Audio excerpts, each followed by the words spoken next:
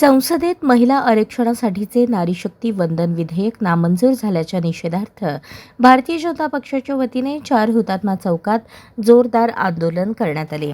केंद्र सरकारने महिलांना 33% राजकीय आरक्षण देण्यासाठी आणलेल्या या विधेयकाला विरोध झाल्याने भाजप कार्यकर्त्यांनी संताप व्यक्त केला। या आंदोलनात भाजप युवा मोर्चाचे अध्यक्ष विजय कुलथे यांच्यासह पदाधिकारी आणि कार्यकर्ते मोठ्या संख्येने सहभागी झाले होते। यावेळी काँग्रेस आणि महाविकास आघाडीतील मित्रपक्षांविरोधात जोरदार घोषणाबाजी करण्यात आली।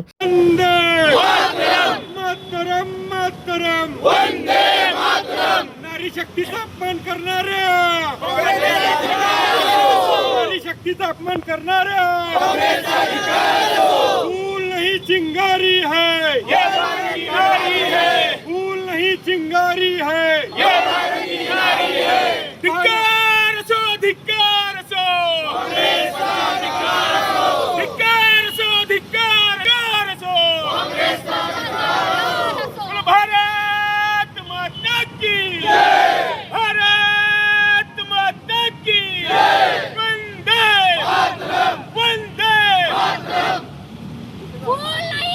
विरोधकांनी महिलांच्या प्रगतीला अडथळा निर्माण केल्याचा आरोप आंदोलकांनी केला। महिला सक्षमीकरणाच्या मुद्द्यावर विरोधकांची भूमिका महिला विरोधी असल्याचा आरोप करत भाजपने या निर्णयाचा निषेध नोंदवला।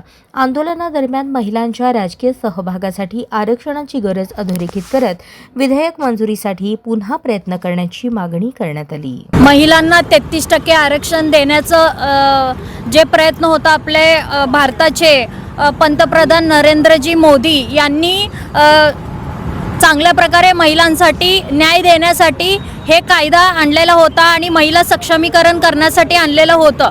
पण तरीसुद्धा आपल्या सोलापूरच्या खासदार प्रणितीताई शिंदे या एक महिला असून महिलांना न्याय देण्याचं काम ते आज करू शकत नाही आहेत।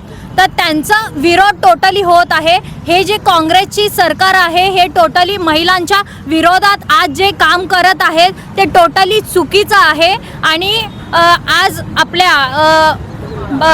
आपल्या महाराष्ट्राचे मुख्यमंत्री देवेंद्रजी फडणवीस साहेब यांनी एक महिलांसाठी लाडकी बहीण योजना असू दे, लखपती दीदी योजना असू दे, त्यांनी महिलांना एक सन्मान म्हणून या सगळ्या गोष्टी केलेल्या आहेत। पण एक स्त्री असून, एक महिला असून, आपल्या प्रणितीताई शिंदे ह्या एक महिला असून सुद्धा ते विरोध करत आहे। आणि या गोष्टीचं टोटली आम्ही काँग्रेसच्या विरोधात किंवा जे काँग्रेस विरोध करत आहे त्यांच्यासाठी आम्ही जाहीर निषेध करतो। आदरणीय नरेंद्र मोदी साहेबांनी महिलाच्या सक्षमीकरणासाठी म्हणून एक महिला आरक्षणाचं 33% आरक्षणाचं एक विधेयक आपल्या लोकसभेमध्ये आणलं होतं। आपण नेहमी बघत असतो की काँग्रेस महिला सक्षमीकरणाच्या खूप मोठ्या गप्पा मारत असते, पण या आरक्षणाच्या निमित्ताने काँग्रेसचा हा जो महिला विरोधी चेहरा आहे तो इथं उघड पडलेला आहे। मला काँग्रेसच्या सर्व नेत्यांना एकच गोष्ट सांगायची आहे की तुम्ही कितीही महिला सक्षमीकरणाच्या मोठमोठ्या गप्पा मारल्या, कितीही मोठमोठी भाषणं केली, तर तुमच्या मनात जे काही आहे या विधेयकाच्या, या आरक्षण विधेयकाच्या निमित्ताने तुमचा जो चेहरा आहे तो उघडा पडलेला आहे।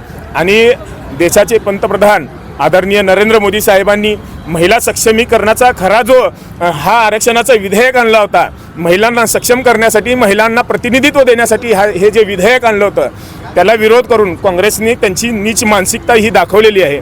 आणि विशेष दुर्दैवाची गोष्ट आहे की आमच्या सोलापूरच्या लोकप्रतिनिधी, आमच्या खासदार यांनी देखील त्या विरोधात मतदान केले। त्या स्वतः एक महिला आहेत, त्यांना समजायला पाहिजे होतं की सोलापूर शहरामध्ये लाखोंच्या संख्येने महिला आहेत, त्या महिलांनी देखील तुम्हाला मतदान केलेलं आहे।